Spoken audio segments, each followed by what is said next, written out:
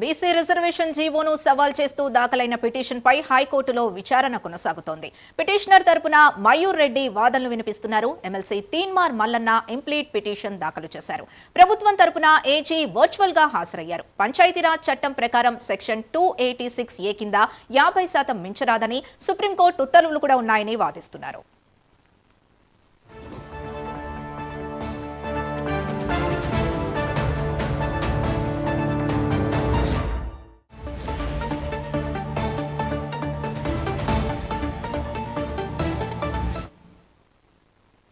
ఇదే విషయానికి సంబంధించి పూర్తి డీటెయిల్స్ మా కరెస్పాండెంట్ అజీమ్ అందిస్తారు. అజీమ్,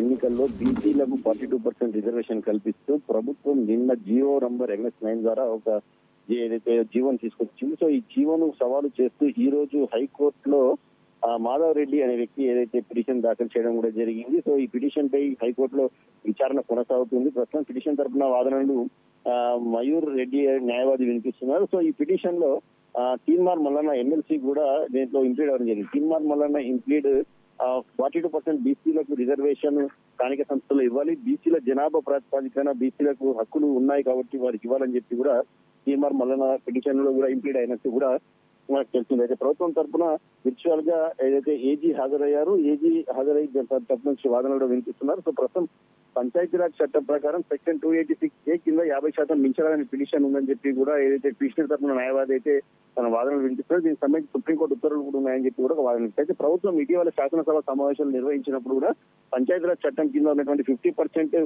స్లాబ్ ఏదైతే ఉందో దాన్ని ఎత్తివేస్తూ ఒక నిర్ణయం చట్టాన్ని తయారు చేసింది. దాన్ని గవర్నర్ కూడా ఇవ్వడం కూడా జరిగింది, వెళ్ళి మాట్లాడడం కూడా జరిగింది. సో ఇప్పుడు రిజర్వేషన్ జీవో ఇవ్వడానికి ఎలాంటి అభ్యంతరం లేదనేటువంటి ఒక వర్షాన్ని ఏజీ తమ సైడ్ నుంచి కూడా వినిపిస్తున్నా కూడా తెలుస్తుంది. సో ఈ పిటిషన్ పై వాదనలు అయితే మరొకటి కూడా కొనసాగేటువంటి అవకాశం కనిపిస్తుంది. సో ఈ పిటిషన్ ఇప్పుడు ఇద్దరు ఉన్నారు. ఒకటి పిటిషన్ తరఫున న్యాయవాది 42% ఇవ్వడాన్ని వ్యతిరేకిస్తూ వేస్తే తీర్మానం వలన 42% బీసీలకు రిజర్వేషన్ కల్పివ్వాలి స్థానిక సంస్థల్లో అని చెప్పి కూడా ఈ పిటిషన్ లో ఇంప్లీడ్ అయ్యారు. సో ప్రభుత్వం కూడా 42% రిజర్వేషన్ జీవో తీసుకొచ్చింది కాబట్టి జీవో నిలబెట్టుకునే ముందుకు వెళ్ళాలనే ఉద్దేశం ఉంది కాబట్టి సో ఎలాంటి వాదనలు వినిపిస్తారు, ఎలాంటి లాస్ట్ తీర్పు వస్తుందని మాత్రం చూడాల్సి ఉంటుంది.